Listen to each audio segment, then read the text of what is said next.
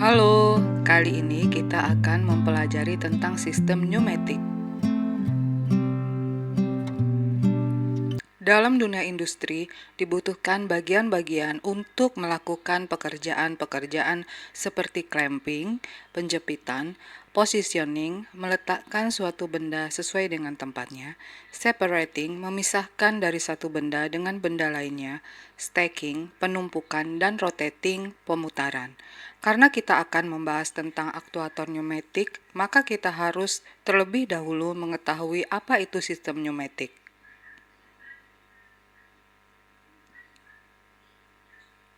Di dalam sistem pneumatik, kita membutuhkan udara yang terkompresi. Oleh karena itu, dibutuhkan alat untuk mengkompresi udara yang disebut dengan kompresor.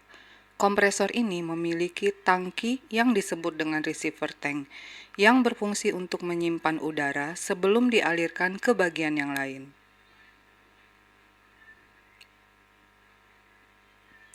Elemen selanjutnya adalah elemen filter dan dryer. Fungsinya untuk menyaring udara hasil kompresi tadi dan juga untuk menghilangkan moisturizer ataupun butiran-butiran air yang masih ada pada udara yang terkompresi tersebut.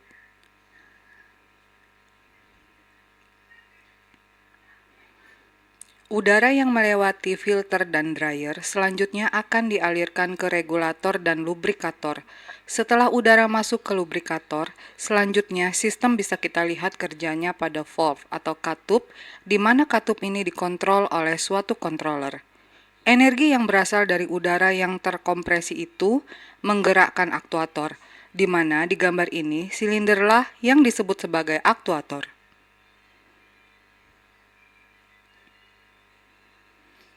Sekarang mari kita lihat bagian sistem pneumatik satu persatu. Mari kita perhatikan bagian yang kompresor terlebih dahulu. Seperti inilah bentuk kompresor yang sesungguhnya. Ini yang disebut dengan receiver tank. Cara kerja kompresor adalah dengan mengambil udara yang berada di sekitarnya dan mengkompresnya lalu disimpan di dalam tangki.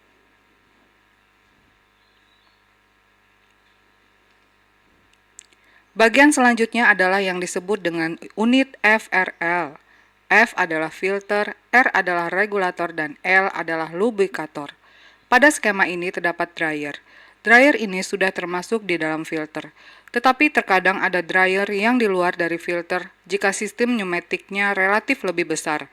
Untuk sistem pneumatik yang sederhana, biasanya memakai seperti yang ada pada gambar ini.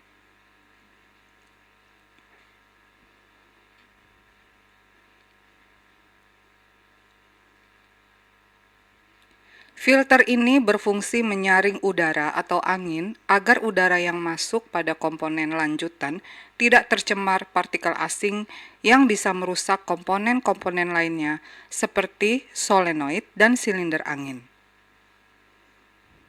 Di filter itu sendiri ada jalur pembuangan airnya.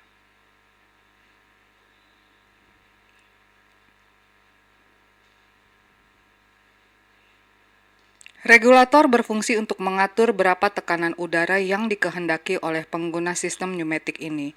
Biasanya, tekanan yang digunakan sekitar 4 bar sampai dengan 6 bar. Yang ditunjuk tanda panah ini adalah bagian di mana kita ingin mengatur besarnya tekanan udara.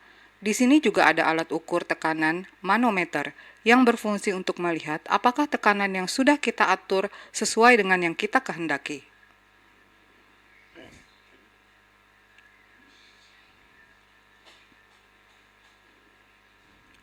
Yang berikutnya adalah lubrikator. Lubrikator memberikan pelumasan pada bagian-bagian pneumatik yang bergerak seperti piston dan solenoid atau piston pada silinder angin. Perhatikan tanda panah, bagian itu untuk mengecek oli pada lubrikator.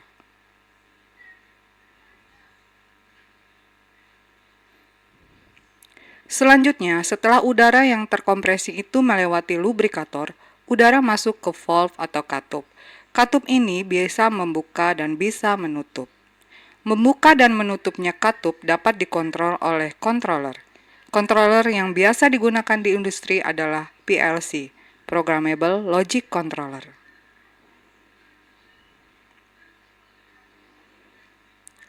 Setelah udara yang terkompresi tadi diatur keluar masuknya oleh control valve atau katup, udara tadi akan menggerakkan aktuatornya. Ingat, yang disebut dengan bagian aktuator adalah bagian yang menggerakkan benda atau memberikan gaya pada suatu benda sehingga benda itu berpindah posisi. Aktuator yang dipakai pada sistem pneumatik bisa berupa aktuator piston silinder ataupun solenoid. Setelah mempelajari materi ini, dapatkah kalian menyebutkan elemen-elemen yang terdapat pada sistem pneumatik?